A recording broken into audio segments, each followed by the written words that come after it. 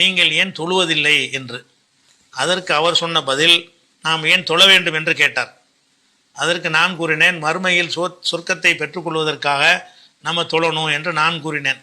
அதற்கு அவர் சொன்னார், அல்லாஹ் ஏற்கனவே சொர்க்கத்திற்கு ஆட்களை தெரிவு செய்து எடுத்து விட்டான். இப்போது தொழுகின்றவர்களுக்கு எந்த பிரயோஜனமும் இல்லை. தொழுது விட்டு வந்து பாவமான காரியங்களை ஈடுபடுகின்றனர். அப்போது வாழ்கின்ற அனைத்து முஸ்லீம்களும் நரகத்தின் தண்டனையை அனுபவித்த பிறகே சொர்க்கம் நுழைவார்கள். இப்போ ஒரு முஸ்லீம் சொர்க்கத்துக்கு போக மாட்டான்.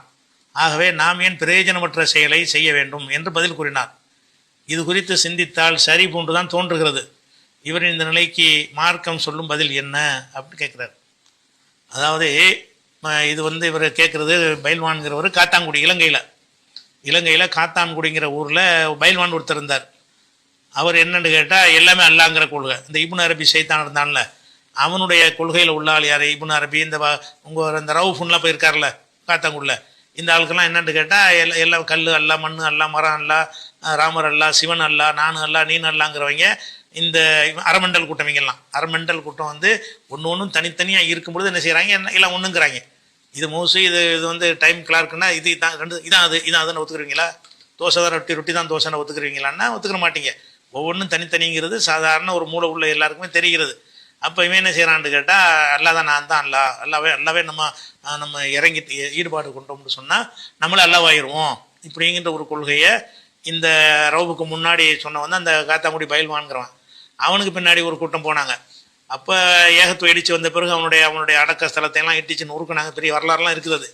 அதில் அதுக்கு சீடர்கள்னு கொஞ்சம் பேர் இருக்காங்க கூட இருக்குது. அவங்க கொள்கை என்னன்னு கேட்டால் எல்லாமே எல்லாம் அல்லாங்கிற என்னன்னு கேட்டால் இந்து மதத்தினுடைய அத்வைதம்ங்கிற ஒரு கொள்கை. இந்து மதத்தில் அத்வைதம்னு ஒரு கொள்கை வச்சுருக்கிறாங்க. நான் இருக்கேன்னா நான் பொய், நான் தான் அல்லா தான் நானாக உட்கார்ந்துருக்கிறேன்னா, அப்படி எல்லாமே பொய் தான், எல்லாமே அல்லாவை தவிர. அத்வைதம்னா ரெண்டு இல்லைன்னு அர்த்தம். துவைதம்னா ரெண்டு, அத்வைதம்னா ரெண்டு அல்ல, ஒன்று. அப்போ ரெண்டுங்கிறதே கிடையாது, எல்லாம் ஒன்று தான். அப்போ அல்லாங்கிறவன் தான் பல ரூபங்களில் பல இடங்களில் பல நம்ம கை கால் இருக்குல்ல, எல்லாம் அந்த கைது நான் ஒன்று தானே. அந்த மாதிரி எல்லாமே அல்லான்னு சொல்லக்கூடிய ஒரு கொள்கை இந்து மதத்திலேயே ஒரு நம்பிக்கையாக இருக்கிறது. அந்த நம்பிக்கையின் காரணமாகத்தான் மனிதனையெல்லாம் தெய்வமாக கருதுறாங்க. அவங்க மனிதனை செய்கிற காரணம் என்னன்னு கேட்டால், அவங்க அல்லாவுக்காக தங்களை அர்ப்பணித்தார்கள்னா அவங்கள கடவுள் ஆயிடுவாங்க, அவங்கள்ட்ட கடவுள் தன்மை வந்துரும்னு சொல்லி நினைக்கிறாங்கல்ல. இந்து மதத்தில் இப்படி காப்பி அடித்து என்ன செய்கிறாங்கன்னு கேட்டால், நம்மளில் உள்ள சில பேர் அதே கொள்கை அத்வைதங்கிற கொள்கைக்கு வஹதத்துல் உஜூதும் வாங்கிய இது அரபில்.